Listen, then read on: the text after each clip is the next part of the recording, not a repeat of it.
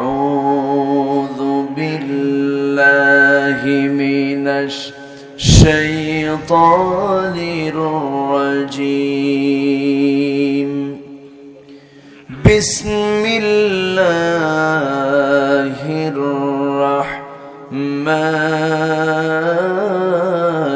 الرحيم.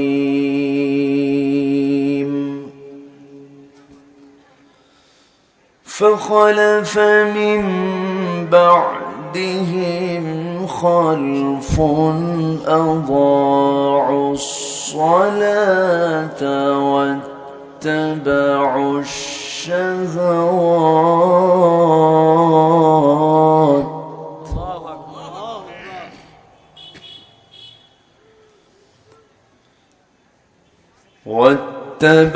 الشهوات فسوف يلقون غيا.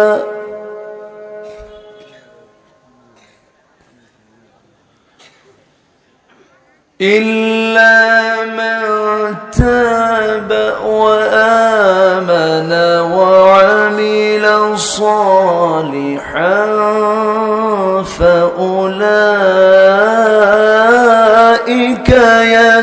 يدخلون الجنة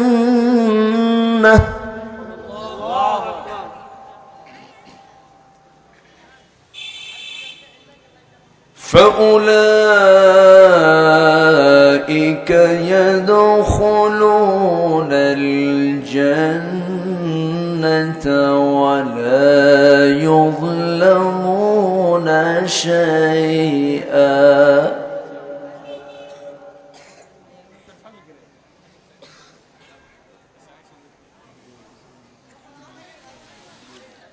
جنات عدن التي وعد الرحمن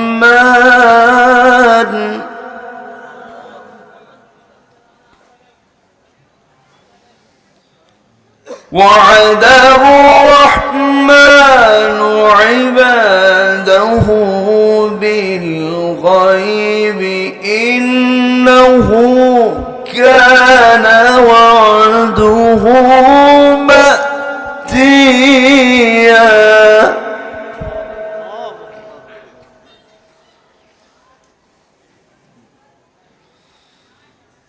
لا يسمعون فيها لغوا إلا سلاما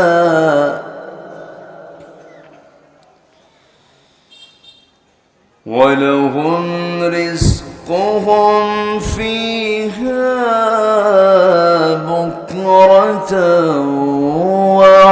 وعشيا.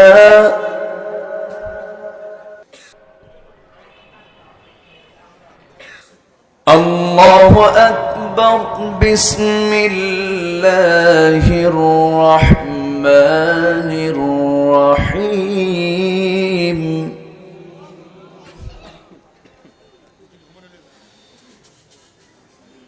إن الله وملائكته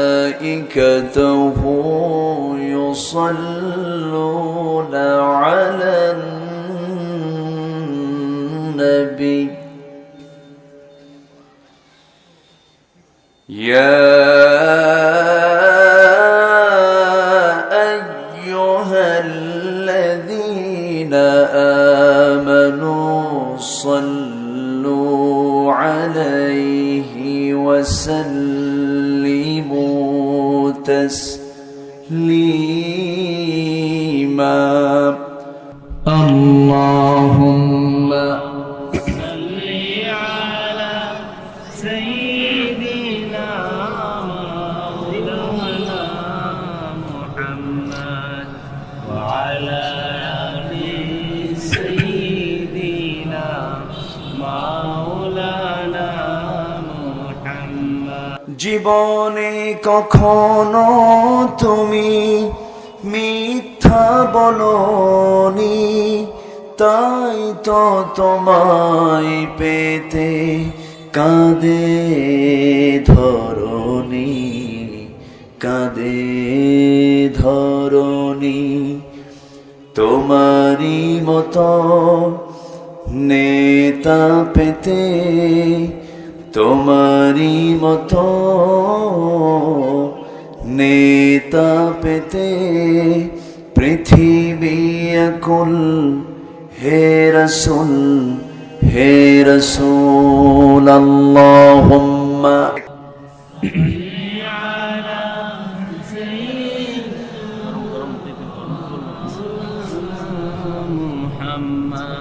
কোরআনের মজলিসে আমরা এসেছি, বলি আলহামদুলিল্লাহ।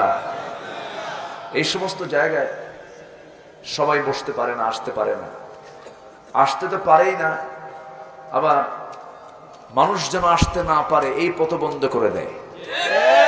আছে না নাই? আছে। সবাই এই জায়গায় আসতে পারবেও না, কারণ আল্লাহ পাক দুটা ডিপার্টমেন্ট রেখেছেন মরার পর, একটা জান্নাত আরেকটা কি ডিপার্টমেন্ট। কয়টা? দুইটা। মুমিন জান্নাত পাবে, আর মুমিন ছাড়া তারা সব কোথায় পাবে? জাহান্নাম পাবে। ফাসিক, জালিম, মুশরিক, কাফির, অনেকগুলো ক্লাস আছে। আর জান্নাতে যাওয়ার ক্লাস কয়টা? একটা। মুমিন কোথায় পাবে? জান্নাতের ডিপার্টমেন্টে সে থাকবে। তো মুমিনরাই তো কোরআনকে ভালোবাসবে, বাকি সবাইকে কোরআনকে ভালোবাসবে? বাসবে না। তো আমরা আসতে পেরেছি এমন একটি সুন্দর আয়োজনে, বলছি আলহামদুলিল্লাহ। আবারও বলছি আলহামদুলিল্লাহ। চিৎকার মেরে বলছি আল্লাহুম্মা ইন্নী আসআলুকা আল হুদা ওয়াত তুকা ওয়াল আফাফা ওয়াল গিনা। সবাই বলি আল্লাহুম্মা লাকা আসলামতু ওয়া বিকা আমানতু ওয়া আলাইকা তাওয়াক্কালতু ওয়া ইলাইকা আনাবতু ওয়া বিকা খাসামতু। আমরা আল্লাহ তাআলার শুকর আদায় করে নিলাম। সম্মানিত ভাইয়েরা, আমরা যে কিতাব নিয়ে বসেছি, এই কিতাব সবাই বুঝবেও না। কোরআন বুঝতে গেলে বুঝতে হবে মাথা দিয়া না দিল দিয়া? ভালো করে বলবেন, মাথা দিয়া না দিল দিয়া? নাযালনা আলা কলবিক, হে রাসূল আমি আপনার দিলের উপরে কোরআন নাজিল করেছি।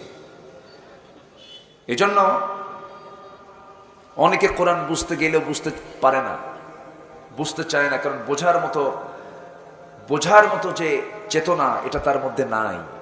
এরকম লোক আছে না নাই? আচ্ছা। কোরআন কারা বুঝবে? যার মধ্যে মোটামুটি তিনটা জিনিস থাকবে। কয়টা জিনিস? তিনটা।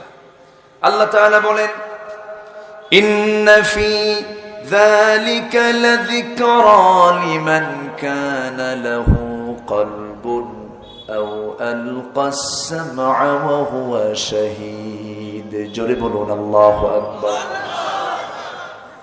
যার মধ্যে একগ্রচিত্ততা থাকবে, মনোযোগ থাকবে, এবং তার শ্রবণ শক্তিটাও খুব অ্যালার্ট থাকবে, সতর্ক থাকবে, এবং নিজের সাক্ষী থেকে মনোযোগ সহকারে যারা শুনবে তারাই একমাত্র কোরআন থেকে ভালো কিছু পেতে পারে। আল্লাহর এক জায়গায় এটার পরিপূর্ণ কারেক্ট আয়াত বলছেন وَإِذَا قُرِئَ الْقُرْآنُ فَاسْتَمِعُوا لَهُ وَأَنصِتُوا لَعَلَّكُمْ তুরহামুন। জোরে বলুন আল্লাহু আকবার। যখন তোমাদের সামনে কোরআনটা তেলাওয়াত করা হয়, কোরআনের রিসাইট যখন করা হয়, কোরআনের আলোচনা যখন করা হয়, সেই সময় তোমরা দুটা কাজ করবে। এক নাম্বার হলো চুপ থাকবে, নাম্বার দুই হলো মনোযোগ সহকারে শুনবে। আশা করা যায় রহমত প্রাপ্ত হবে। কার কথা এগুলো? আসতে বলবেন না, কার কথা? আল্লাহর কথা। এই কিতাবের স্বতন্ত্র দিক অনেকগুলো আছে, আমি তো এই সময় পাবো না। স্বতন্ত্র দিক বলতে এক নম্বর দিক হলো পৃথিবীর সব কিতাব হলো এই কিতাব, আর কোরআন হলো ওই কিতাব। কোরআন কি কিতাব? ওই কিতাব। হাদাল কিতাব না যালিকাল কিতাব? যালিকাল কিতাব। অথচ আমরা কোরআন পড়তেছি এই জায়গায়, কিন্তু আমরা পড়তেছি কি বলেন? কোরআন পড়তেছি এই জায়গায়, কিন্তু বলতেছি কি হাদাল কিতাব না যালিকাল কিতাব? যালিকাল কিতাব। তাহলে বোঝা যাচ্ছে পৃথিবীর সকল বই, সকল কিতাব হলো এই কিতাব। দিস দুনিয়ার মানুষের রচনা করা, অপূর্ণ, অসম্পূর্ণ, অসমর্থ, শূন্য, কিন্তু একমাত্র যে কিতাব যার মধ্যে কোনো অপূর্ণতা নেই, অসম্পূর্ণতা নেই, অসামঞ্জস্যতা নেই, অপ্রাসঙ্গিক কোনো কথাও নাই, অতিরিক্ত কোনো আলোচনাও নাই, সেটা এই কিতাব না ওই কিতাব? এই কিতাব না ওই কিতাব? তাহলে কোরআন তার কি এখানকার না ওখানকার? কোথাকার? কোরআন জবাব দিচ্ছে। খুব কমন আয়াত, ডিসপ্লে শুধু অনেকে একটু সুন্দর করে বলে দেয়, একটু জাস্ট আপনাদের জানা কোথায় শুনে নেন, সবাই আমার সঙ্গে ঠোঁট মিলিয়ে বলুন। কোরআনটা ওই কিতাব কেন? আল্লাহ তাআলা কোরআনের পরিচয়টাও দিয়ে দিচ্ছেন, বাল হুয়া কুরআনুম মাজিদুন ফি লাওহিম মাহফুজ। কোরআন হলো লৌহে মাহফুজের সংরক্ষিত একটি কিতাব। লৌহে মাহফুজ কি দুনিয়াতে আছে নাকি? লৌহে মাহফুজ কি দুনিয়ায়? আসমানে। কোথায়? আসমানে। সে আসমান থেকে নাজিল হওয়া সেই গ্রন্থ, সেই কিতাব আমরা পেয়েছি, আমরা ধন্য। কোরআন যদি না পেতাম, আমার সবচেয়ে প্রিয়জনকে আসতে বলবেন না কে? আমি আল্লাহকে চিনতাম না। দ্বিতীয় প্রিয়জনকে মুহাম্মদ সাল্লাল্লাহু আলাইহি ওয়াসাল্লাম, তাকে কি জানতাম? জানতাম না। তাহলে আমাদের জীবনের সবচেয়ে ভয়ানক স্থান হলো জাহান্নাম। ভয়ানক স্থান কি? জাহান্নাম। জাহান্নামটা চিনতাম না। আমাদের জীবনের সবচাইতে আকাঙ্ক্ষিত, যেটা কল্পনাও করনি হৃদয় কখনো, অকল্পনীয় জান্নাত, এটাও আমরা খুঁজে পেতাম না। কোরআন এমন একটি জানালার নাম, এমন একটা উইন্ডো, যে জানালায় চোখ রাখলে বান্দা দুনিয়াতে বসেই জান্নাত এবং জাহান্নামের দৃশ্য অবলোকন করতে পারে। জোরে বলি সুবহানাল্লাহ। সেই কিতাব হচ্ছে এই কিতাব। আমরা সেই কিতাবের 19 নম্বর সূরা থেকে কিছু আয়াত আমরা তেলাওয়াত শুনেছি। আমি তেলাওয়াত দিয়ে শুরু করেছি। আমি চেষ্টা করি যতটুকু কথা বলি কোরআন থেকেই বলার চেষ্টা করি, কারণ কোরআন থেকে কথা বললে ঝুঁকি নাই, মানে আল্লাহর কাছে ধরা খাওয়ার কোনো সম্ভাবনা নাই। কিন্তু কোরআন ছাড়া কথা বললে জিব্বা কাশি দিয়ে কাটার সম্ভাবনা আখেরাতে আছে না নাই? আচ্ছা, এই জন্য যারা ওয়াইজ, যারা আলোচক, উচিত এদিক সেদিক না গিয়ে তারে নারে বান্দরে কলা খাই সেন্দুরে এগুলো না করে সোজা সবটা শ্রেষ্ঠ ওয়াজের কিতাব। কিসের কিতাব? ওয়াজের কিতাব। এটা বলেন এর নাম কি? এর নাম কি? কোরআন থেকে আমরা কথাগুলো শুনবো এবং বলবো। জোরে বলি ইনশাআল্লাহ। ওয়াজ কি শুধু আমরাই করবো না, আপনাদের ওয়াজ করা দরকার। সবার ওয়াজের দরকার আছে না নাই? দাওয়াতি কাজ কি শুধু হুজুরদের না সবার? কোরআনকে বলেন না, কোরআন তুমি বলো তো সবচেয়ে উত্তম লোকটা কে, উত্তম কথা কার, উত্তম আমলটা কার? কোরআন সুন্দর করে জবাব দিচ্ছে। আল্লাহ তাআলা বলছেন, وَمَنْ أَحْسَنُ قَوْلًا مِّمَّنْ دَعَا إِلَى اللَّهِ وَعَمِلَ صَالِحًا وَقَالَ إِنَّنِي مِنَ الْمُسْلِمِينَ। জোরে বলুন আল্লাহু আকবার। তার কথার চাইতে উত্তম কথার কার হতে পারে? যে মানুষকে ডাকে কার দিকে? কি দিয়ে ডাকে? আসতে বলবেন না, কি দিয়ে ডাকে? যে মানুষকে আল্লাহর দিকে ডাকি এবং ওয়ামিলা সালিহান, এবং নিজে নেক আমলগুলো করে, ভালো আমলগুলো করে, আর বুক উঁচু করে পরিচয় দিয়ে দেয় আমি একজন কড়া সুন্নি, আমি অমুক দরবারের মুরিদ, আমি অমুক হানাফি মাযহাবের আহলে হাদিস। এরকম কিছু আছে কোরআনে? আল্লাহ বলে দিলেন, যারা বুক উঁচু করে আল্লাহর পথে দাওয়াত দেয়, নিজে নেক আমল করে, এবং নাম্বার 3 হলো সে বুক উঁচু করে সাহসে চেতনা লালন করে সে বলে আমি একজন মুসলমান। জোরে বলে সুবহানাল্লাহ। আমরা সবাই কি? আরো জোরে, আরো জোরে। বাস এই পরিচয় থাকলে কি আর গন্ডগোল লাগার কথা? কিন্তু এই পরিচয় কি দেয়? টুপি নিয়ে গন্ডগোল লাগে, আছে না নাই? লম্বা টুপি, গোল টুপি, তারপর জালি টুপি, ডিজাইন টুপি, আছে না নাই? বিভিন্ন দরবারের বিভিন্ন টুপি আছে। টুপি দেখলেই টের পাওয়া যায় এটা অমুক দরবারের টুপি, আছে না নাই? আচ্ছা, এটা কি আসলে ইসলাম? বলেন, এটা কি আসলে ইসলাম? সাহাবীরা জিহাদে গিয়ে কাপড় খুঁজে পায় নাই, টুপি তো দূরেই থাকে। যে মুসাবকে রাসূল প্রথম মদিনায় পাঠালেন দাওয়াতের জন্য, কিসের জন্য? মদিনায় প্রথম পাঠানো হয়েছে মুসাবকে। কোন মুসাব? যে মুসাব রাদিয়াল্লাহু তাআলা আনহু কোনদিন এক পোশাক একদিন পরে দ্বিতীয় দিন পরেন নাই। এত বিলাসী ছিলেন যে পারফিউম, যে আতর তিনি একদিন লাগাতেন, সে আতর দ্বিতীয় দিন আর লাগাতেন না। মক্কার ধনকুবের একজন বিশাল বড় এক ব্যক্তি ছিল মুসআব রাদিয়াল্লাহু তাআলা আনহু। রাসূল পাঠিয়েছেন প্রথম মদিনায় তাকে দাওয়াতি কাজ করতে। উহুদ যুদ্ধের দিন, যুদ্ধের ডাক চলে এলো। হিজরত করে গেছেন তো উহুদের ময়দান, আহারে যুদ্ধ শুরু হয়ে গেছে। মাথায় টুপি আসবে কখন? গায়ে কাপড় চোপড়ি তো নাই। যুদ্ধের পোশাক পরলেন, যুদ্ধের অস্ত্র হাতের ভিতরে নিলেন, ঘোড়ার পিঠে অশ্বারোহী মুসাব ঝাঁপিয়ে পড়লেন যুদ্ধের ময়দানে। তার গায়ে সেদিন তেমন কোনো কাপড় চোপড় ছিল না। ইসলামের কারণে সাহাবে কেরামদের মধ্যে অভাব অনটন দেখা দিল। যুদ্ধ অস্ত্রের প্রয়োজন, খাবারের প্রয়োজন, সব বিলিয়ে দিয়ে সব না খাওয়ার মতো অবস্থা। উহুদের ময়দানে দেখা গেল মুসআব রাদিয়াল্লাহু তাআলা লাশ হয়ে পড়ে আছেন। কাফেররা তার হাত কেটে ফেলে দিয়েছে, পা কেটে ফেলে দিয়েছে। মুসআব শহীদ হয়েছেন, তাকে কবরস্থ করা হবে। 70 জনদের একজন ছিলেন মুসআব। যখন তাকে দাফন করা হবে, দাফনের সময় রাসূলকে প্রশ্ন করা হলো, ইয়া রাসূলুল্লাহ, দাফন করব, ওর গায়ে যে কাপড়টা ছিল, আমাদের মুসআবের যে গায়ে চাদরটা ছিল, সেই চাদরটা দিয়া মাথা ঢাকলে পা ঢাকে না, পা ঢাকলে মাথা ঢাকে না।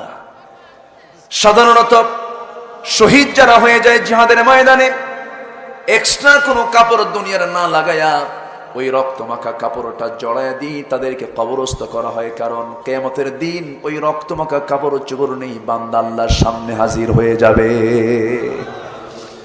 আমার বন্ধুগণ, মুসআবের এমন অবস্থা দেখি নবীর কাছে প্রশ্ন করা হলো। আমার নবীজি প্রশ্ন শোনা মাত্রই তিনি কেঁদে ফেললেন। আহারে, মুসআবের শুরুর জীবনটা কেমন ছিল, শেষ জীবনটা কেমন হলো ইসলামের জন্য। আমার মুসআবের আজকে কাপড় নাই গায়ে, অথচ যে মুসআব একদিন যে কাপড় পরলে আরেকদিন পরতো না, ওই মুসআবের গায়ে কাপড় চোপড় নাই। ও সাহাবীরা, ওই কাপড়টা দিয়ে তোমরা তাকে সমাহিত করবা, তবে শর্ত হলো সতর তো ঢাকা দরকার, দেহটাও ঢাকা দরকার। অতএব তোমরা মুসআবের পরিহিত গায়ের যে চাদরটা দিয়ে মাথার অংশটুকু ঢেকে দাও, আর পায়ের যে অংশটুকু ফাঁকা থেকে যাবে, ওই উহুদের কোনায় দেখো ইসখির নামক ঘাসগুলো আছে, সেই ঘাসগুলো দিয়ে জোড়া দিয়া মুসআবকে কবরস্থ করে দাও। জোরে বলি সুবহানাল্লাহ। ইসলাম তেমন। আজকে আমাদের পোশাক নিয়ে মারামারি লাগে, টুপি নিয়ে মারামারি লাগে, মাযহাব নিয়ে মারামারি লাগে, অথচ সুদের ওয়াজ কেউ করে না, জেনার বিরুদ্ধে একটা স্লোগান দেয় না। প্রচলিত মানব রচিত আইন, হিউম্যান ল পৃথিবীতে আছে না নাই? পুঁজিবাদ, সমাজতন্ত্র, এই সমস্ত হিউম্যান ল গুলো আজকে সমাজে, জাতির উপরে, গোটা বিশ্ববাসীর উপরে জগদ্দল পাথরের মতো চাপিয়ে দেওয়া হয়েছে।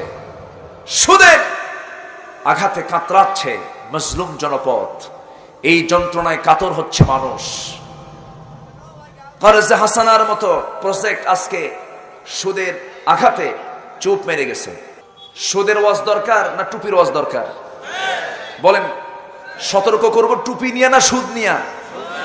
সুদ নিয়ে কোনো কথা নাই, বরং যে সুদ করে বাড়িতে জন্মের মতো পেট খাইয়া পেট 10 মাস বানায়, আছে না নাই? দেখেন না ঘাড়গুলো কেমন মোটা, পেটগুলো তো মাশাআল্লাহ কোলাকুলি হয় না, হয় পেটাপেটি, আছে না নাই? ফতুয়ার দিকে আমরা আছি, কিন্তু আসল কাজে আমরা নাই। সুদ আজকের সমাজে এমন হারে বেড়েছে, মানুষ আর খরচ দেয় না। সুদ থাকলে খরচ থাকবে না তো? তাহলে সুদের বিকল্প হলো যাকাত। সুদের বিকল্প কি? যাকাত থাকবে যেখানে, সুদ থাকবে না সেখানে। কথায় কথা বাড়ে, অনেক দূর চলে গিয়েছিলাম। তাহলে আমরা মূল কাজে থাকব, আমরা ভ্রাতৃত্ব তৈরি করব। জোরে বলি ইনশাআল্লাহ। দাড়ি কারো নাই, কেউ দাঁড়িয়ে রাখতে পারে নাই, আপনি তাকে ফাসেক বলে গালি দিবেন, এটা কি সমাধান? না। একজন লোকের গায়ে ঢিলা ঢালা কাপড় চোপড় নেই, আপনি তাকে দিলেন ফতুয়া ফাসেক বলে দিলেন, এটার কি সমাধান? না। আমার নবীজি কি এরকম করেছেন? আমার নবীজি কাছে টেনেছেন, কাছে টেনে নিয়ে বুকের মধ্যে আলিঙ্গন করে নিয়েছেন। যুবকদেরকে রাসূল সবচাইতে বেশি পছন্দ করতেন। এক যুবক আমার নবীজির বয়ান শুনছিলেন, পাশে দাঁড়ায়া দাঁড়ায়া আমার নবীজি তাকে দেখলেন, বসার কোনো জায়গা তিনি পাচ্ছিলেন না। যুবক আমার নবীজি সঙ্গে সঙ্গে বললেন, যুবক তোমার নামটা কি? মিকদাদ। আমার নবীজি বললেন, ও মিকদাদ, তুমি বসার জায়গা পাচ্ছ না, আমার গায়ের চাদরটা দিচ্ছি। আমার রাসূল তার নিজের গায়ের চাদর তার দিকে আগায় দিয়ে বললেন, মিকদাদ আমি তোমাকে বসার জন্য আমার গায়ের চাদরটা বিছাইয়া দিলাম। জোরে বলি সুবহানাল্লাহ। ব্যবহার কিসের পরিচয়? ইসলাম তেমন একটি ধর্মের নাম, হাসি দিলেও সওয়াব পাওয়া যায়। জোরে বলি সুবহানাল্লাহ। একটা মুস্কি হাসি দিবেন, এটাও সওয়াব। অতএব একটা মানুষকে গালি নয়, আপনি মুনাফিক বললেন, ফাসেক বললেন, আপনি যে ফাসেক হয়ে মরবেন না তার গ্যারান্টি কি? ঠিক কিনা বলেন? আপনি একজনকে ফাসেক বলে, মুনাফিক বলে গালি দিলেন, আপনি যে শেষ নিঃশ্বাস ত্যাগ করার আগে যে ঈমান নিয়ে মরবেন তার গ্যারান্টি কি? অতএব আমরা হার্ড লাইন ধরবো না, আমরা সফট লাইন ধরবো, অহংকার করব না। যখন দেখবেন কারো মধ্যে অহংকার বিরাজ করছে, ভাববেন যে ওর অবস্থা, ও যে মাথা চুল নাই, যে কানাডা থেকে ঘুরে আসলো, দুবাইও স্থান হলো না, বোঝেন নাই, ওর মতো অবস্থা হবে। ঠিক কিনা? এত বুদ্ধি মাথায়, বুদ্ধির ঠেলায় মাথা হলো একদম ইন্টারন্যাশনাল এয়ারপোর্ট। ঠিক কিনা? 3 মাস ধরে কি যে জিকির শুরু করলো বুঝলেন? 3 মাস মাইক পাইলেই অটো চলে। কি চলে? অটো চলতেছে। চলতে চলতে আলেমদের বিরুদ্ধে যখন তুমি গালিজ গালাজ দিবা, ভাবতে হবে তোমার ধ্বংস খুব সামনে। ঠিক কিনা? সম্মানিত ভাইয়েরা, এই জন্য কথা আগে না চিন্তা আগে, কথা আগে না চিন্তা আগে। জ্ঞানী মানুষ কথা বলার আগে চিন্তা করে নেয়। গায়ের একটা আপনি বেত্রাঘাত করলেন, তরবারিতে আঘাত করলেন, এই আঘাত মুছে যায়, হেরে যায়, কিন্তু আপনি কথার জিহ্বা দিয়ে আঘাত করেছেন, সারা জীবন থেকে যায়। এই জন্য আল্লাহ পাক বলছেন, ওয়াকুলু কওলান সাদীদা, সোজা কথা বলো, সুন্দর করে কথা বলো, বিনয়ী হয়ে কথা বলো। আমার রাসূল যদি কড়া হতেন, কেউ কি তার কাছে আসতো? আসতো কেউ? কেউ আসতো না। আমার নবী এত নরম ছিলেন। فبما رحمة من الله لنت لهم ولو كنت فظا غليظ القلب لانفضوا من حولك فاعف عنهم واستغفر لهم وشاورهم في الأمر فإذا عزمت فتوكل على الله। জোরে বলি আল্লাহু আকবার। হে রাসূল, আপনি যদি রূঢ় আচরণের হতেন, মেজাজি মানুষ হতেন, কথার ভারসাম্য যদি না থাকতো, চলাফেরার ভারসাম্য যদি না থাকতো, আপনি যদি হাসি মুখে যদি কথা না বলতেন, চোখ রাঙ্গা যদি কথা বলতেন, কোনো মানুষ আপনার কাছে ভিড়তো না। আমি আল্লাহ আপনাকে এত বিনয়ী করে দিয়েছি, মানুষ মধুর চাকে যেমন মৌচাক বসে থাকে, আপনার চতুর্পাশে মানুষগুলো বসে যায়। জোরে বলি সুবহানাল্লাহ। এই জন্য আমরা অহংকারী হব না বিনয়ী হব? অহংকার হবে না বিনয়ী হবে? বিনয়ী হতে হবে। আল্লাহ তাআলা আরেক জায়গায় বলছেন, রহমানের বান্দারা কেমন হবে? অনেকগুলো গুণ নিয়ে এসেছে। আল্লাহ পাক 1 নম্বর গুণের কথা বলেছেন, وعباد الرحمن الذين يمشون على الأرض هونا وإذا خاطبهم الجاهلون قالوا سلاما জোরে বলুন আল্লাহু আকবার। রহমানের বান্দারা জমিনে চলাফেরা করবে অত্যন্ত বিনয়ী হয়ে, এবং তারা যখন মূর্খদের সামনে যখন চলে যাবে সেই সময় তর্ক করবে না, বেহুদা কোনো কথা বলে তার পজিশনটা নষ্ট করবে না, শুধু তাদেরকে একটা সালাম দিয়ে আস্তে করে সেখান থেকে সে বিদায় নিয়ে নেবে। কার কথা? কার কথা বলেন? আল্লাহর কথা।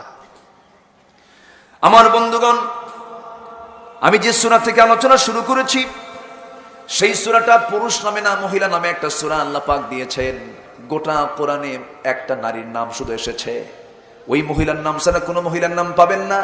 খাদিজার নাম নাই, আয়েশার নাম নাই, আসিয়ার নাম নাই, শুধু তাদের পরিচয়টা দেওয়া আছে ইমরাত ফিরাউন, ইমরাত লূত, ইমরাত নূহ, কিন্তু কোন মহিলার সরাসরি নাম আপনি কোরআনেও পাবেন না। আল্লাহ তাআলা যে মহিলার নামটা কোট করেছেন এই মহিলার নামও দেওয়া হতো না, দিতেন না আল্লাহ, কিন্তু দেওয়াটা খুব জরুরি ছিল, কারণ আল্লাহ তাকে এমন সন্তান দান করেছেন যে সন্তানের পিতার কোনো পরিচয় নাই। ওই সন্তান পরিচয় পেয়েছেন, পরিচয় দিয়েছেন পিতার দিক থেকে না মাতার দিক থেকে? মায়ের দিক থেকে। ঈসা ইবনু মারিয়াম, ঈসা ইবনু মারিয়াম। এই জন্য মারিয়াম শব্দটা এসেছে। আল্লাহ পাক এই নারীর নাম কোরআনে শুধু কোডই করেন নাই, তার নামে একটা সূরার নামকরণও করেছেন। আবার এত সম্মানিত একটা পরিবার, এত সম্ভ্রান্ত একটা বংশ, তার শুধু তার নামেও সূরা নয়, তার বাপের নামেও সূরা আছে। যেরকম সুবহানাল্লাহ, সূরা আলী ইমরান, সূরা আলী ইমরান। তাহলে বাপও আছে, মেয়েও আছে। আবার এত সম্মান যে আল্লাহ পাক ওই পরিবারের মধ্যে এত গুণাবলী সম্পন্ন মানুষ রেখে দিয়েছেন। জাকারিয়া আলাইহিস সালাতু ওয়াস সালাম হলেন খালু, সুবহানাল্লাহ। আবার নিজের ছেলে ঈসা হচ্ছেন আল্লাহর নবী, যেরকম সুবহানাল্লাহ। সব দিক থেকে এই পরিবারকে দাম দিয়েছেন কে? আল্লাহ তাআলা আরেক জায়গায় বলছেন ইন্নাল্লাহা আস্তাফা আদম ওয়া নূহা ওয়া আলা ইব্রাহিম ওয়া আলা ইমরান আলাল আলামিন। আদমকে, নূহকে, ইব্রাহিমকে, আলে ইমরানকে, গোটা পৃথিবীবাসীর উপরে মর্যাদা দিয়েছেন কে? আসতে বলবেন না কে? এত সম্মান দেওয়ার কারণ হলো তাকওয়া। এত সম্মান দেওয়ার কারণটা কি? তাকওয়া। মারিয়ামের ভিতরে তাকওয়ার পরিমাণ সবচেয়ে কম না সবচেয়ে বেশি? সবচেয়ে কম না সবচেয়ে বেশি? যখন আল্লাহ পাক তাকে সন্তানের মা বানাবেন সিদ্ধান্ত নিয়েছেন, তিনি বললেন লাম ইয়ামসাসনি বাশার, কোন পুরুষ আমাকে স্পর্শ করেনি। বুক উঁচু করে বলছেন, নিজের সতীত্বের সার্টিফিকেট নিজে দিচ্ছেন। আল্লাহু আকবার। এখন কলেজ পড়ুয়া, ভার্সিটির পড়ুয়া মেয়েরা তো, ছাত্রীরা তো খুব বুক উঁচু করে বলতে পারবে, কোন পুরুষ আমাকে টাচই করে নাই। বলতে পারবে? আস্তে বলতে পারবে? শুধু কি এখন টাচ হয়? শুধু এখন কি টাচ হয় না আরো কিছু হয়? গাছের গোড়ায়, জোড়ায় জোড়ায় আছে না নাই? সকাল থেকে সন্ধ্যা কি যে জিকির আজকের আল্লাহই জানে। জোরে কোন নাউযুবিল্লাহ। এগুলো কি চলে আড়ালে না প্রকাশ্যে? আস্তে কোন কোন আড়ালে না প্রকাশ্যে? তাহলে আজকে বেহায়াপনা আড়ালে হয় না প্রকাশ্যে হয়? প্রকাশ্যে হয়। এরপরেও এগুলো দেখে বলে এটাই হলো প্রগতি। এটা কি প্রগতি? উন্নতি। এটাই হলো আপডেট। যার জীবনে, যে যুবকের জীবনে একটা গার্লফ্রেন্ড নাই তার জীবন হলো, যার জীবনে একটা বয়ফ্রেন্ড নাই, যে মেয়ের জীবনে, তার একটা জীবন হলো এটা। আজকের সমাজের চিত্রটা আজকে এইরকমের রূপ নিয়েছে। কেন জানেন? এর মূল কারণ হলো মারিয়ামের চরিত্র আজকে সমাজে নাই। ঠিক কিনা? আল্লাহ সূরা ইউসুফ দিয়েছেন, সূরা মারিয়াম দিয়েছেন। গোটা পৃথিবীর নারীকে আল্লাহ বলছেন তুমি মরিয়মের মতো হও। গোটা পৃথিবীর যুব সমাজকে বলছেন তুমি ইউসুফের মতো চরিত্রবান হও।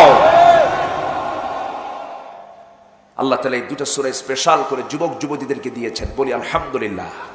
আজকে মাহফিল অনেক মায়েরা আসছে না? আসছে নাকি মায়েরা? বলি আলহামদুলিল্লাহ। আজকে মাহফিলে অনেক যুবকরা আসছে। যুবকরা হবে কোন নবীর মতো? বলেন কোন নবীর মতো? সূরা ইউসুফ তাদের জন্য একটা স্পষ্ট নিদর্শন, চরিত্রকে সুন্দর করার জন্য। আল্লাহু আকবার বলেন। আজকে সূরার নাম কি বলেন তো? যে সূরা থেকে আলোচনা শুরু হচ্ছে, হয়ে গেছে অলরেডি, কোন সূরা বলেন? সূরা, আরো জোরে, মারিয়াম। সূরা মারিয়াম। মারিয়ামের সন্তান আল্লাহ পাক দিয়েছেন পিতা ছাড়া। ইন্না মাসালা ঈসা কামাসালি আদম। আদমের, ঈসার দৃষ্টান্ত হলো আদমের মতো। আদমের বাপ নাই, মাও নাই, কিন্তু এদিকে ঈসা আলাইহিস সালামের মা আছে, কি নাই? বাবা নাই। এগুলো ক্ষমতা কার? আসতে বলবেন না কার? এটা কি খ্রিস্টানরা মানে? খ্রিস্টানরা এটা মানে? ওদের সঙ্গে আমাদের গন্ডগোলের মূল কারণটা কি? কি কারণ বলেন? এটাই তো কারণ। ওরা বলে ঈসা হলো আল্লাহর বেটা। যেরকম নাউজুবিল্লাহ। তাহলে কি ঈমান থাকলো? আচ্ছা, ইহুদিদের সঙ্গে আমাদের একটা চরম আকীদাগত সমস্যা, সেটা হলো ওরা বলে ওজায়ের হলো আল্লাহর ছেলে। যেরকম নাউজুবিল্লাহ। তাহলে ওদের সঙ্গে আমাদের মিলবে? বিয়ে শাদী হবে? আসতে কোন কেন? বিয়ে শাদী হবে? বিয়ে শাদী হয় না? হয় না? কারো কারো হয়, কারো কারো হয়। বলে মাননীয় স্পিকার, আমার ছেলে তো কলকাতায় বিয়ে করেছে, গাঙ্গুলি পরিবারে, খুব ভালো মেয়েটা আমার। আমার বৌমা যখন সে ঢাকায় আসে তখন সে 5 ওয়াক্ত নামাজ পড়ে, যখন সে কলকাতায় যায় তখন সে পূজা করে। এ তো ধর্মের স্বাধীনতা মাননীয় স্পিকার। কত বড় মুফতি আজম ফতুয়া দিয়ে বসলেন। এরকম ধরনের ধর্মের অপব্যাখ্যাকারী কিছু লোক আছে না নাই? আসতে বলবেন না আছে না নাই? ওয়ালা তানকিহুল মুশরিকাত হাত্তা ইউমিননা। কোন মুশরিকা নারীকে বিয়ে করো না যতক্ষণ না সে না ঈমান এনেছে। ঠিক কি না? ঈমান না আনা পর্যন্ত বিয়ে বৈধ হবে না। যারা এগুলো মানে না তারাই সেকুলারকে বিশ্বাস করে, তারাই সেকুলারকে বিশ্বাস করে। সম্মানিত ভাইয়েরা, সম্মানিত বন্ধুগণ, তাহলে ইসলাম মানতে গেলে 1 আনা না 16 আনা? আসতে বলবেন না 1 আনা না 16 আনা মানতে হবে। ইহুদিদের চেতনার সাথে আমাদের চেতনার কোনো মিল, খ্রিস্টানদের চেতনার সঙ্গে আমাদের চেতনার কোনো মিল। দুইজনের মধ্যে গন্ডগোল লেগে গেছে, ভাগাভাগির গন্ডগোল। শেষ পর্যন্ত আপোষ আর হলো না, আলীর কাছে চলে গেছে। সাইয়েদনা আলী বললেন যে তোমরা আমাকে যে প্রশ্ন করেছো, যেই অঙ্ক আমাকে নিয়ে এসেছো, তোমাদের চিন্তা কি? আমার চিন্তা হলো আমি 3টা নেব, ও 5টা নেবে। আমি 5টা নেব, ও 3টা নেবে। আর ওর চিন্তা হলো দুজন সমান করে 4টা করে 8 দিরহাম দুজন ভাগ করে নেব। এখন আপনার কি ফয়সালা? সাইয়েদনা আলী বললেন কোনোটাই ঠিক হয় নাই। আল্লাহু আকবার বলবেন না? কেন? তুমি 3 রুটিওয়ালা, তুমি পাবা 1 দিরহাম, আর যে 5 রুটিওয়ালা ও পাবে হলো 7 দিরহাম। আল্লাহু আকবার বলবেন না? সবার মাথা গেছে ঘুরে। আলী কি হিসাব করলো? আমার কথা কি বুঝতেছেন? এখন তো সন্ধ্যার ওয়াজ, অঙ্ক বুঝবেন, 10টার পর অঙ্ক বুঝবেন না। এখন সন্ধ্যার ওয়াজ তো, এখন এই অঙ্ক বোঝা যাবে। বুঝতেছেন কি সবাই? ব্যক্তি কয়জন? মোট ব্যক্তি কয়জন? রুটি খাইছে কয়জন? 3 জন। আচ্ছা, 2 জন হলো রুটির মালিক আর 1 জন হলো টাকার মালিক, তাই না? সে টাকা দিয়ে গেছে কত টাকা? 8 টাকা। কয়জনের জন্য? 2 জনের জন্য। একজনের রুটি কয়টা? আরেকজনের রুটি কয়টা? 3টা। মোট কয়টা হলো? 8টা। ও 8 দিরহাম। একজন বলতেছে, 5 রুটিওয়ালা বলতেছে আমি 5 দিরহাম, তুমি 3 দিরহাম। 3 রুটিওয়ালা বলে তুই 4 দিরহাম, আমি 4 দিরহাম, ভাগাভাগি কর। আলী বলতেছে একটাও ঠিক নাই। 3 রুটিওয়ালা পাবে 1 দিরহাম, আর 5 রুটিওয়ালা পাবে হলো 7 দিরহাম। কেমন করে? উনি বুঝায় দিলেন, অঙ্ক নাও, খাতা কলম নাও। সাইয়েদনা আলী বললেন তোমরা যে রুটিটা খেয়েছো 3 জন মিলে, প্রত্যেক রুটি কি তোমরা 3 টুকরা করে ফেলো। 8টা রুটিকে যদি 3 দিয়ে ভাগ করো, 3 8 24 টুকরা হয়ে যায়। 24 টুকরার ভিতরে ওই যে মেহমান খেয়ে গেছে, সে মেহমান খেয়ে 4 টুকরা। 3 রুটিওয়ালা তুমিও খেয়ে 4 টুকরা, 5 রুটিওয়ালা তুমিও খেয়েও 4 টুকরা। আমার বন্ধুগণ দেখেন কি মেধা, কি যোগ্যতা, তারা দুনিয়া শাসনে কি করতে পারেন নাই। কি সুন্দর করে বুঝায় দিলেন। বলো শোনো, ও 3 রুটিওয়ালা ব্যক্তি, তোমার 3 রুটির মধ্যে দিয়ে টুকরা হয়েছে 9টা, আর তুমি নিজে খাইছো কয়টা? 8টা খাইছো। তুমি মেহমানের জন্য রাখছো কয় টুকরা? 1 টুকরা। তোমার রুটির সংখ্যা হলো 5টা, তোমার টুকরা হয়েছে 3 5 15। 15-এর মধ্যে তুমি খেয়েছো নিজে 8টা, থাকলো কয়টা? 7টা। তোমার রুটির 7 টুকরা, আর তোমার রুটি তোমার মালিকেরা রুটির এক টুকরা নিয়ে 8 টুকরা মেহমান খেয়ে গেছে, অতএব যে দিরহামটা দিয়ে গেল 8 দিরহাম, 5 রুটি এলা পাবে 7 দিরহাম, আর 3 রুটিও না পাবে মাত্র 1 দিরহাম। সুবহানাল্লাহ বলবেন না? হুজুররা অঙ্ক পারে না তো? হুজুররা কি অঙ্ক পারে? হুজুররা দুর্নীতি করতে পারে না।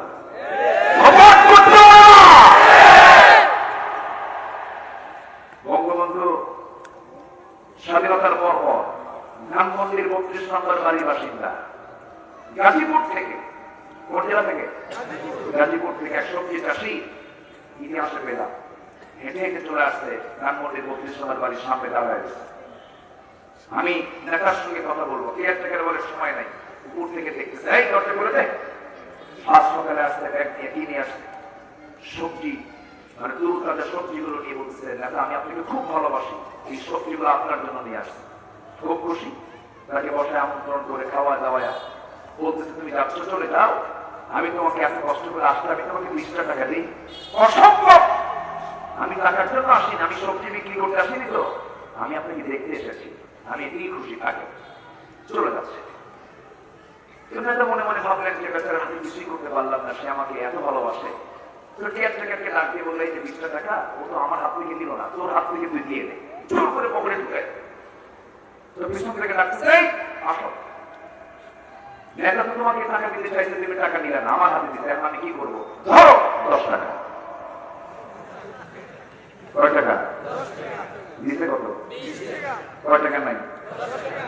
কমিশন কত? 50%। কত পার্সেন্ট বলেন? কত পার্সেন্ট? দেখেন আলীর হিসাব কি আর এদের হিসাব কি, কি কথা কি বুঝতেছেন? আচ্ছা দিল, সে তো চোখ গরম করে বলে, তুমি আমাকে টাকা দিবি? অসম্ভব বাবা, আমি টাকা নেবই না, চল নেতার কাছে চল। চলে আসছে নেতার কাছে, এসে বলতেছে, আপনি আমাকে আমার টাকা দিচ্ছেন? অসম্ভব, আমি টাকা নেবই না, নিলে আমি শান্তিতে থাকতে পারবো না, ধরুন আপনার এই দেওয়া 10 টাকা। কি কথা বোঝা গেল? মাথায় হাত দিয়ে নেতা কয়, যে দেশে দোতলা থেকে একতলা নামতেই 10 টাকা থাকে না, আমি সেই জাতির জন্য কি করব? দেশ স্বাধীন করে মানুষ পায় তেলের খনি, গ্যাসের খনি, স্বর্ণের খনি, আর আমি পাই তেজরের খনি। অঙ্ক সব মিলায়, অন্যের পকেটের জন্য, নিজের পকেটের জন্য। যত বৈদেশিক সাহায্য এসেছে এই পর্যন্ত, দেশ স্বাধীনের পর থেকে আজ পর্যন্ত, এই 75% সব গেছে অবৈধ নেতাদের পকেটে। কথা বললেই তো দোষ হয়ে যায়। ময়না কথা কয়, ময়না কি কয়? কথা কয়। কার কথা কয়? কার কথা কয়? কাকের কোনো সমস্যা নেই, ময়নার কথায় সমস্যা আছে না নাই? অফিসের ভিতরে থাকে। আচ্ছা, আমরা কথা বলতেই থাকবো, কথা থামবে না, কথা বলতেই থাকবো। হাত কেটে ফেলবে, পা দিয়ে চলবো, পা কেটে ফেলবে, হামাগুড়ি দিয়ে যাবো, চোখ তুলে ফেলবে, ইঙ্গিত দিয়ে পরিবার পক্ষে কথা বলবো। আমরা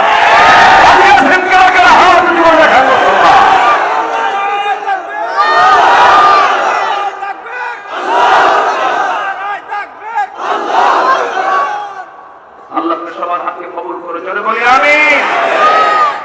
সম্মানিত ভাইয়েরা, নামাজ কি নষ্ট করা যাবে? ইহুদি কার নামাজ নষ্ট করতে আসলে? কার নামাজ? আলীর নামাজ। সাইয়্যিদনা আলীর নামাজ নষ্ট করতে এমন প্রশ্ন করেছে, ইহুদি মনে মনে চিন্তা করতেছে অনেক লম্বা প্রশ্ন উত্তর হবে, আলীর নামাজটা নষ্ট হয়ে যাবে, কিন্তু আলী কি নামাজ নষ্ট করার বান্দা নাকি? নামাজ নষ্ট করার জন্য আপনি খেলাধুলা আছে না নাই? এই মাত্র 6 ওভার দেখলেই খেলা শেষ, এই মাত্র 3টে উইকেট দেখিলে আছে না নাই? এই করতে করতে আসর চলে গেল, মাগরিব চলে গেল। এরকম করে যারা যারা নামাজকে নষ্ট করবে, আল্লাহ তাকে জাহান্নাম দিবেন না গর্ত দিবেন? গর্ত দিয়ে দিবেন। আমার বন্ধুগণ, আমার দ্বীনি ভাইরা, সাইয়্যিদনা আলী সবগুলি রক্ষা করলেন, মেধাবী মানুষ ছিলেন। তিনি বললেন, শোনো, আমাকে যে প্রশ্ন করছো তার এক কথায় জবাব হলো, লিখে নাও, যে সমস্ত প্রাণীর মাথার ভিতরে কানগুলো, কান দুইটা যে সমস্ত প্রাণীর মাথার ভিতরে থেকে যায়, সেই সমস্ত প্রাণীগুলো ডিম থেকে বাচ্চা হয়ে পৃথিবীতে আসে। আর যে সমস্ত প্রাণীর কান দুইটা মাথার বাইরে থাকে সেই সমস্ত প্রাণীগুলো বাচ্চা হয়ে সরাসরি স্তন্যপায়ী হয়ে মার পেট থেকে চলে আসে। জোরে কান সুবহানাল্লাহ। ইহুদি কয় আলী এটা পাইলা কই? কে এই জন্যই তো আমি মুসলমান। বলেন সুবহানাল্লাহ। মুসলমান মূর্খ হবে না জ্ঞানী হবে? মুসলমান মূর্খ হবে না জ্ঞানী হবে? জাবির বিন হাইয়ান কে, ইবনে খালদুন কে, ইবনে সিনা কে, আল জাবির আল মুকাবালা আল জাবরার সূত্রটা কারা করেছে? সমস্ত জ্যামিতিক সূত্র, ত্রিকোণমিতি, জ্যামিতি, অঙ্ক, বিজ্ঞান সব সূত্র মুসলমান তৈরি করেছে। আজ মুসলমান সেই জ্ঞানী গুণে তাদের চাইতে এগিয়ে না পিছিয়ে? পিছিয়ে। কিন্তু এগিয়ে আছে কিসে জানেন? ফতুয়ায়। কিসে এগিয়ে আছে? ফতুয়ায়। খালি ফতুয়া মারে, ও হারাম, ও হারাম, ও হারাম, ও নিজেই হারাম। ঠিক কিনা? আপনি কাকে হারাম বলেন? সে তো মুসলমান। আপনি তাকে বুকে টেনে নেন, তাকে বরণ করে নেন, তার ভুলগুলো আস্তে করে সংশোধন করেন, চেঞ্জ হয়ে যাবে, কিসমত খুলে যাবে। আল্লাহ তুমি সবাইকে বুঝান, তৌফিক দাও। জোরে বলি আমিন। কষ্ট পাচ্ছেন? আলোচনা আরো চালাই, আরো চালাই, কিন্তু সময় তো নাই। সময় আছে? সময় আছে? সময় দিয়ে দিলেন? বলি ইনশাআল্লাহ। আরো জোরে বলি ইনশাআল্লাহ। দুটো জিনিস তো। আর আরেকটা আমল, আমি বদ আমল, যে বদ আমলের কারণে আল্লাহ পাক দোজকের গাই নামক দোজক বরাদ্দ রেখেছেন, গর্ত বরাদ্দ রেখেছেন। আরেকটা হচ্ছে ওয়াত্তাবাউশ শাহাওয়াত, যারা নফসের দাস হবে। আমরা নফসের দাস হব না আল্লাহর দাস হব? নফসের দাস না আল্লাহর দাস? ওজন মাপতে গেলে বেশি নেওয়ার ইচ্ছা হয় না বেশি দেওয়ার ইচ্ছা হয়? বলেন বলেন। ওজন যখন তোলা হয় নেওয়ার ইচ্ছা বেশি হয় না দেওয়ার ইচ্ছা বেশি হয়? দেওয়ার সময় কম, নেওয়ার সময় বেশি। এটাই হলো নফসের কাম। এটা কিসের কাম? নফসের কাম। সুন্দর একটা নারী হেঁটে যাচ্ছে, দেখতে কি ইচ্ছা হয়? চুপ করে আসতে মনে হয় সবাই ফেরেশতা হয়ে বসে আছে। দেখার কি ইচ্ছা হয়? নফসের কাজ হলো ইচ্ছা হওয়া। নফসের কাজ কি? ইচ্ছা হওয়া। কিন্তু নফসকে ট্রিটমেন্ট করতে হবে কি দিয়া? আসতে হলো কি দিয়া? কোরআন দিয়ে ট্রিটমেন্ট করে বলতে হবে, এই নফস, তোর দাস আমি হব না। আমি কাকে ভয় করি? আমি তাকাবো না। প্রথমবার হঠাৎ করে নজরে গেছে, আল্লাহ মাফ করে দেন। যেরকম সুবহানাল্লাহ। প্রথমবার কি মাফ, হঠাৎ নজরে চলে গেছে। দ্বিতীয়বার যদি আপনি তাকান তখন ভাবতে হবে যে এটা আপনার শয়তানের তাবেদারি করে আপনি তাকালেন। এক যুবক বলে, হুজুর তাহলে প্রথমবার যেহেতু তাকান জায়েজ আছে, তাহলে প্রথম চটি এক নজরে এক তালে 1 ঘন্টা। যেরকম নাউজুবিল্লাহ। আল্লাহ কি বোঝে না?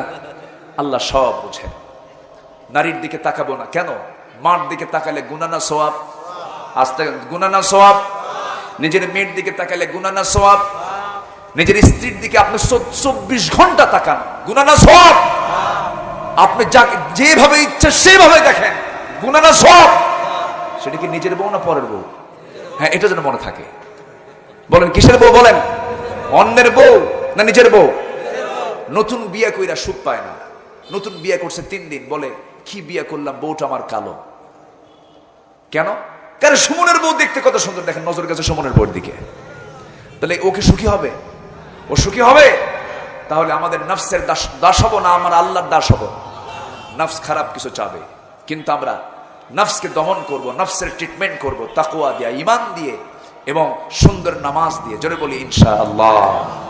মন তো চাচ্ছে কথা বলি, কিন্তু আমি আর পারছি না। যতটুকু হয়েছে আমরা বলি আলহামদুলিল্লাহ। জোরে বলি আলহামদুলিল্লাহ। আমরা 5 ওয়াক্ত নামাজ কারা কারা পড়ব? একটু হাত তুলে দেখান তো।